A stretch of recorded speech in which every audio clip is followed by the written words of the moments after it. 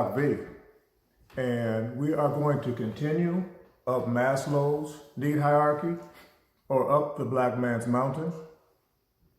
Before I begin, I would like to once again announce that I do have a book out called The Black Man's Mountain, and it is now available through Amazon, and I believe that it will also be available soon through Barnes & Noble. Anyway, let me begin. The topic today, we're going to talk about perception. Our perception when we are young is not as developed and will not be the same as our perception when we are mature. Let me give you a few examples. When I was a small child, 6, 7, 8, 9 years old, I learned about a new boxer named Cassius Clay. He later on became Muhammad Ali. But anyway, we were sitting in the living room and we were watching this great boxer, very boastful, loud. Y'all know about Muhammad Ali. And my dad was big and strong also. My dad was 6'3", 220 pounds. And I think when they announced Ali or Cassius Clay's size, he was 6'3", but he was only about 215 pounds for this particular fight. So immediately I said, Dad, can you beat him? Can you beat him, Dad?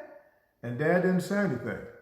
And I began to recall when Dad used to pick us up, used to get a broomstick, a heavy broomstick, and me and my brother would hang on either side of the stick. And my dad would carefully press the stick up into the air while we are being lifted off the ground and our feet dangling. And Dad would just hold us up and then he would set us down.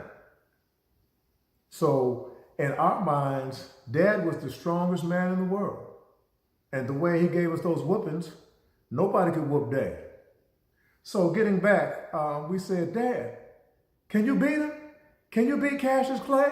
Dad, can you beat him? Dad got up, went to the kitchen, got some chips and some drinks, lemonade or something, walked back in. We're like, Dad. Dad was like, acting like he was looking at his watch, looking like he was shuffling papers, trying to find something to do. Dad, can you beat Cassius Clay? Can you beat him? Dad, can you beat him? Dad just kept on, just go watch TV, y'all, leave me alone. And we couldn't understand, how come Dad won't only talk to us? What is the problem? That was our young perception, or what we perceived. We thought Dad had a chance to could whoop Ali because he was bigger and we saw the strength that he exhibited around us. Dad didn't want to say anything. He didn't want to disappoint us. Dad knew that he could not do anything with Cassius Clay, nor could he do anything with Muhammad Ali. But he didn't want to tell us that. But our perception made us draw this particular conclusion. Let me give you another story. Again, I was young and we were at church. I was raised up in the church. Dad was a deacon and we all could fit in one car. Mom and Dad were in the front and us 4 kids sat in the back seat. So we were young at this time, 8, 9, 10, 11 years old. I had this beautiful coin, this special coin that I had. And Dad said, it's time to go get in the car. And I dropped the coin on some gravel. At that time, the church parking lot was just gravel, a bunch of rocks. And I was looking for the coin, just looking for it. Dad said, Vaughn, come on. And I was just looking. He said, get in this car. And I ran and got in this car. And Dad said, boy, next time I call you to get in this car, you better move. You understand me? I said, yes, Dad, yes, Dad. And I just thought about the coin. And I waited till that next Sunday we came to church. And the cars cleared out. And I looked and I looked and I looked for that coin. That coin was special to me. It's a beautiful coin, new, shiny. And I couldn't find the coin. I never forgot that. I just let it go. Years went by, 13, 14, 15 years old, 16. It was time to go off to college. I was 18 years old. I earned a track scholarship and the church, congratulated me and people prayed for me and I was getting ready to go to college. And I was in the parking lot and At this time, I was old enough me and my sister were sharing a car. So I think I had the car at that time. And I remembered that coin. I'm getting ready to leave my home, getting ready to leave church, and going off 4 hours away to a four-year university. And I remembered that coin. And I walked calmly over to the spot where I remember dropping that coin and my dad being over in the car saying, "Boy, you better get in this car." And I crouched down, all the way down, and I moved some rocks away, and I saw something rusted, shiny, a little corner of something, and I dug my hand down underneath the gravel to some of the dirt, and boom, I pulled out the coin. I dusted it off and cleaned it off. I have not shared this with too many people, but I knew in my heart, in my mind, without a shadow of a doubt, in my mind, that that was the coin that I dropped 8 years ago, 9 years ago, and was lost under the gravel in the church driveway. What's the moral of the story? The moral of the story is this: the precious coin that was so valuable to me, that was just so coveted by me, and I just loved this coin as part of my collection, and I lost it. The moral of the story is what was valuable back then, 7, 8, 9 years ago, 10 years ago, was worth nothing at that current time. That kind of impacted me. I was like, wow, I can remember the emotion I went through, losing that coin, and Dad pulling me saying, "Come on." And I didn't want to go because I wanted to catch that coin and wanted to find my coin. And 10 years later, I reached down, crouched down, dusted off, and there's that coin. Not worth anything, not valuable to me at all at that time. What was so precious and valuable to me at my young age and with my young mind was no longer valuable to me.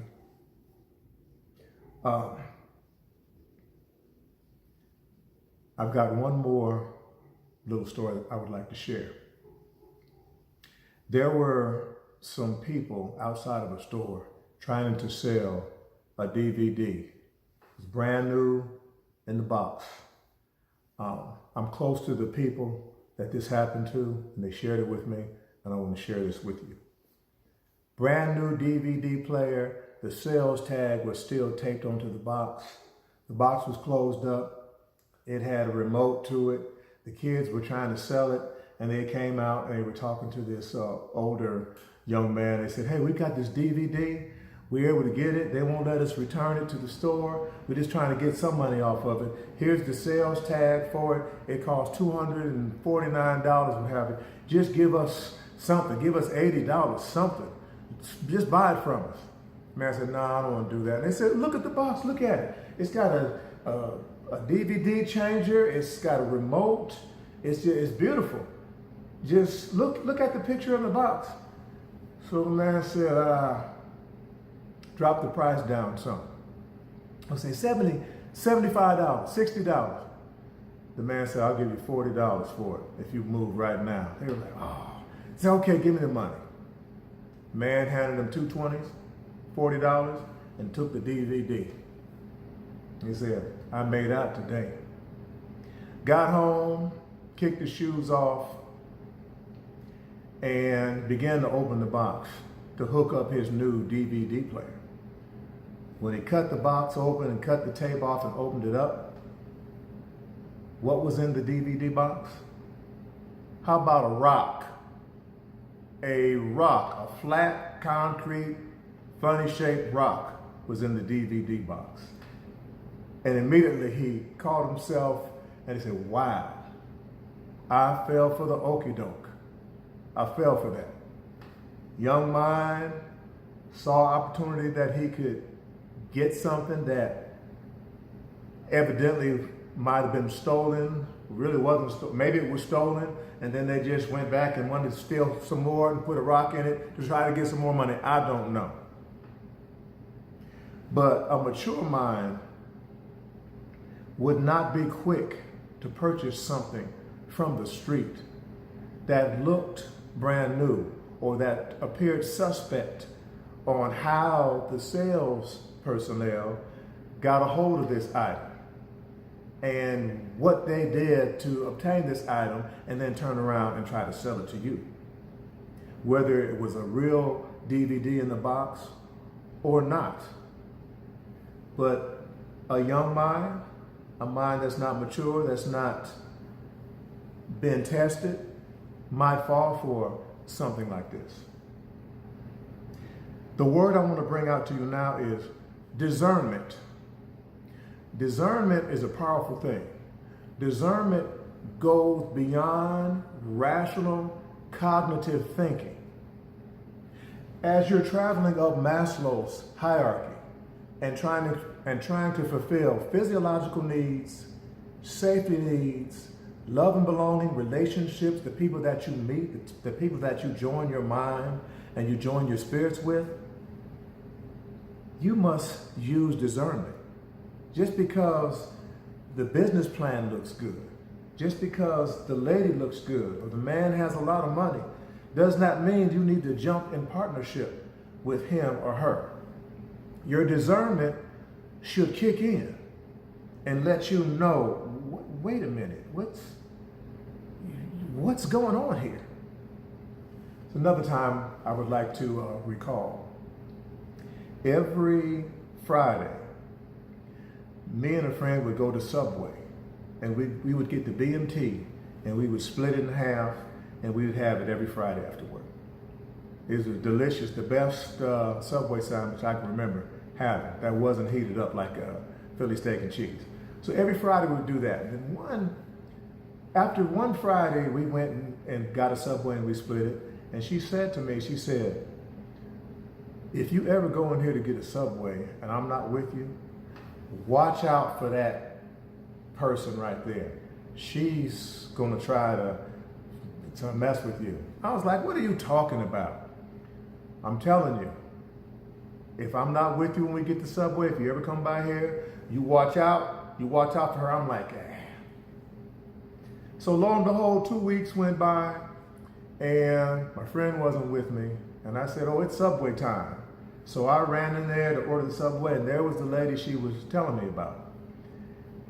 And lo and behold, she started making comments, making gestures, and she wanted me to contact her later.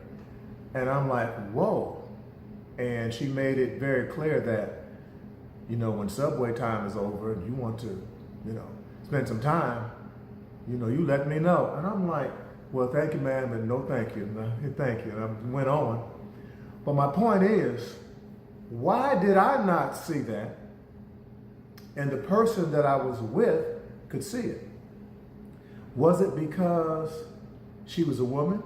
And women, I believe, are more discerning naturally. I think women have more of a sixth sense or seventh sense. And it might be because men are physically more intimidating, physically stronger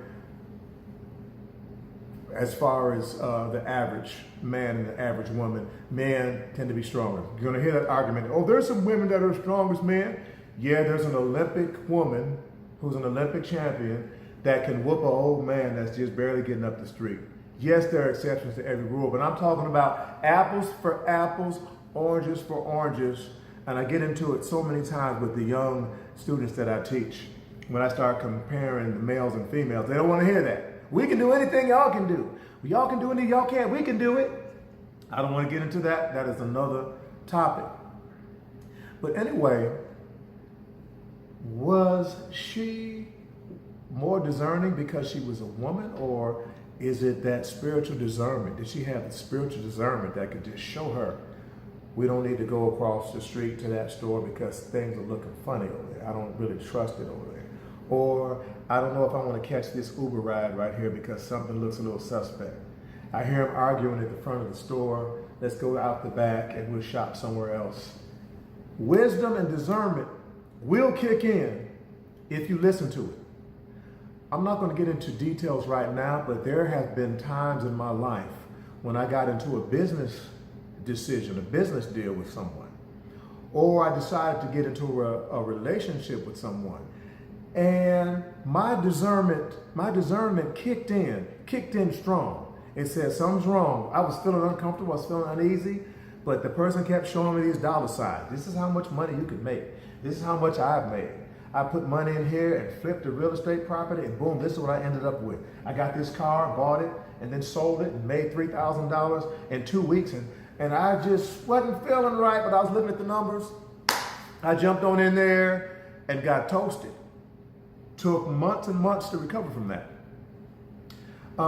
Another incident, I won't get into details, but the lady I thought was so fine.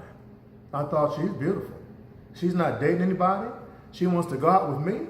I was like, okay. My discernment kicked in and said, no, no, no. Like Matumbo said no. Like the Winans said no. Not in this house, but I didn't listen because I was blinded by the headlights. Long story short, it was a terrible situation that was able to be ended with not too much collateral damage. My point is, we must be wise and we must be discerning. How things look on the outside, how we perceive things at the beginning, might not be how that thing is. Be wise. Use discernment. Proverbs. I remember my mother, when I was younger, my mother said, Vaughn, I want you to start off with the book of Proverbs. It is the book of wisdom. And today, I reach out to those that maybe are not Bible scholars, or maybe you don't read the word like you should. The book of Proverbs is powerful.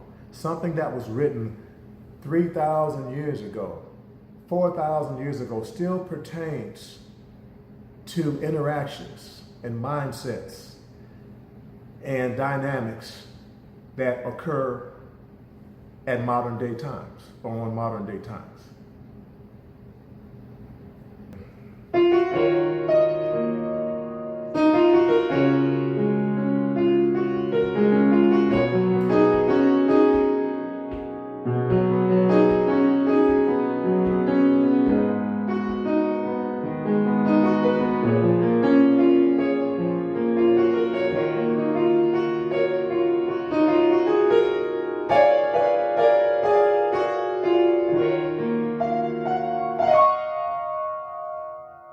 Discernment, your perception, your mindset as a young person compared to a person that is experienced and who has matured in the Lord. There's a difference. Never ignore the spirit that comes upon your mind that is trying to guide you back on track or trying to block you from something that is dangerous for you to partake in or for you to go forward in. Listen to your discernment. It will never let you down. The Lord God Almighty will never let you down. I'm Doc V.